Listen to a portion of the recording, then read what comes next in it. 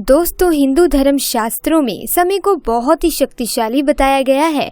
वे समय का पहिया ही है जो मनुष्य को खुशी, गम, लाभ, हानि और जीवन मृत्यु से परिचित करवाता है। लेकिन क्या आपने कभी ये सोचा है कि आपके जीवन में शुभ समय आने वाला है, इसका पहले ही पता कैसे किया जा सकता है?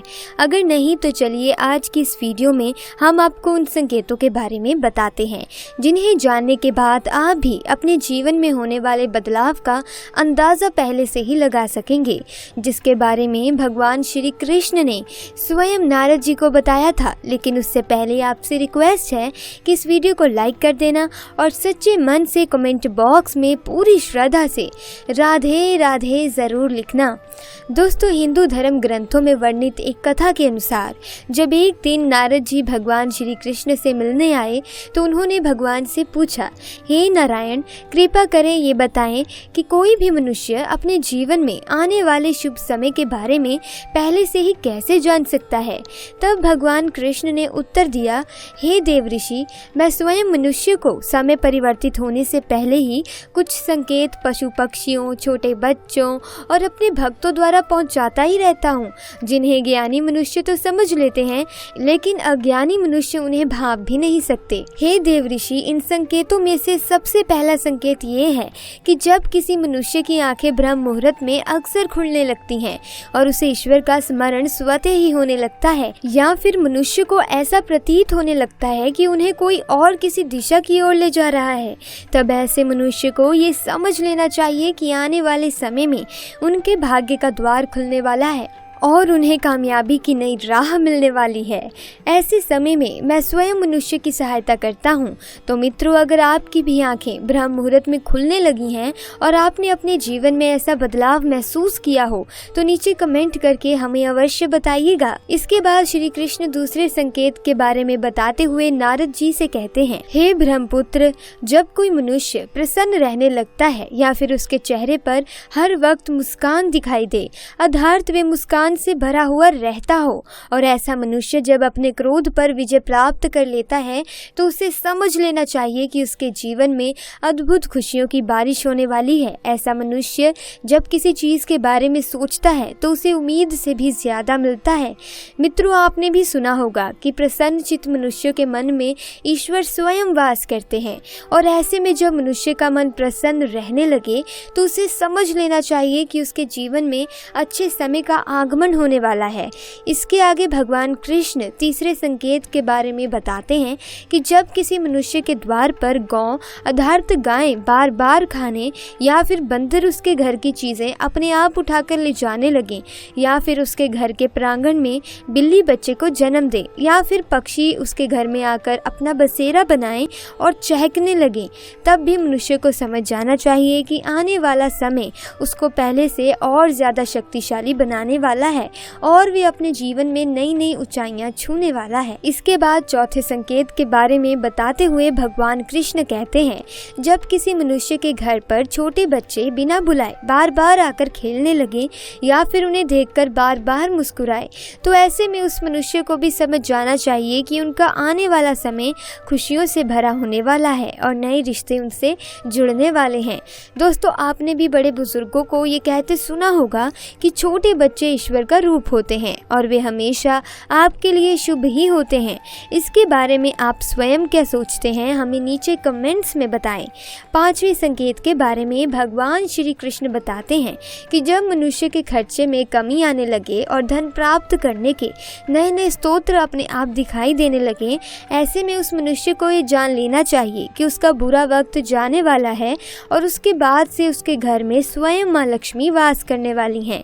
ऐसे में उस मनुष्य को सारी परेशानियों से छुटकारा मिलने वाला है और धन भी उसके घर में ठहरने वाला है जो पहले नहीं ठहरता था।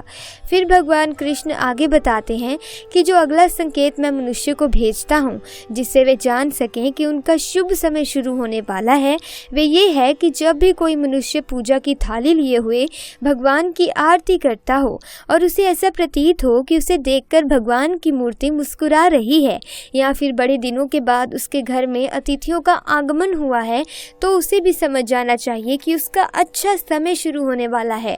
इसके अलावा जब किसी महिला का बायां अंग और पुरुष का दाहिना अंग फड़कने लगे तब भी उसे जान जाना चाहिए कि उसका शुभ समय आने वाला है। इसके बाद 7वें संकेत के बारे में भगवान श्री कृष्ण बताते हैं कि जब कोई मनुष्य सुबह सुबह किसी शुभ कार्य को करने के लिए घर से निकलता है और रास्ते में उसे गौ आधारित गाय माता के दर्शन हो जाएं या फिर किसी साधु संत द्वारा उसे आशीर्वाद मिल जाए तो ऐसे में उस मनुष्य को भी समझ जाना चाहिए कि वह जिस काम को करने के लिए घर से निकला है उसका वे काम अवश्य ही पूरा होगा और उस काम को सफल होने से कोई भी नहीं रोक सकता।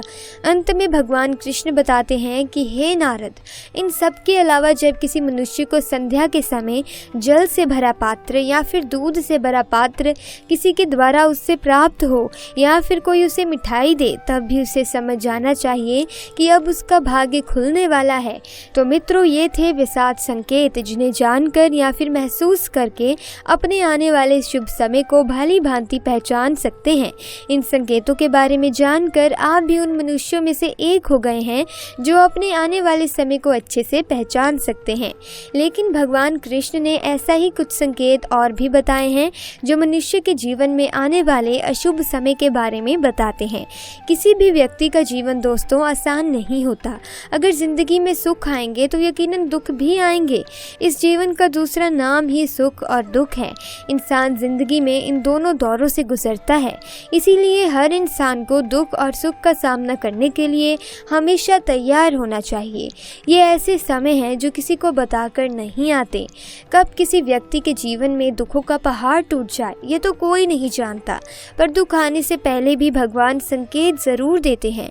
तो आइए जाने ऐसे ही कुछ संकेत जो आपको बुरा वक्त आने की आपको सूचना देते हैं। आमतौर पर हर किसी व्यक्ति को बुरे सपने आते हैं। बुरे सपने आना कोई बड़ी बात नहीं है, लेकिन बुरे सपने आपको लगातार आने लग जाएं तो परिवार के सदस्यों पर भी बड़ी मुश्किलें आने की आशंका हो जाती है। इससे बचने के लिए आपको प्रत्येक दिन रात्रि में हनुमान चालीसा या फिर अपने उस आराध्य की पूजा करनी चाहिए जिसे आप मानते हैं और अपने इष्ट को याद कर सकते हैं और उन्हें याद कर कर ही सोएं।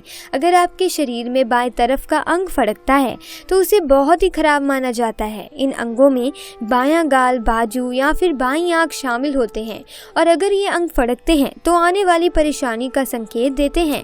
और इसके लिए धर्मशास्त्रों में भी लिखा गया है कि महिलाओं का दायां अंग और पुरुषों का बायां अंग फड़कता है तो कोई बुरी खबर सुनने को मिल सकती है। जब भी ऐसा हो तो भगवान को याद करें या अपना ध्यान किसी और काम में लगाएं। अगर आप अपने सपने में किसी को रोता हुआ देख लेते हैं तो ये बहुत ही खराब सपना होता है और अगर आपको भी ऐसा सपना आता है तो उसे किसी को भी नहीं बताएं, वरना आपको भी उसका खामियाजा भुगतना पड़ सकता है।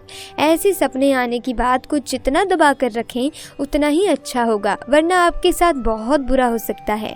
बस इससे बचने का एक ही उपाय है कि सपना किसी को ना बताएं। तो दोस्तों, आज की वीडियो में बस इतना ही। मिलेंगे और किसी वीडियो में। लेकिन अगर आपको वीडियो अच्छी लगी, वीडियो को लाइक कीजिए, चैनल को सब्सक्राइब कीजिए।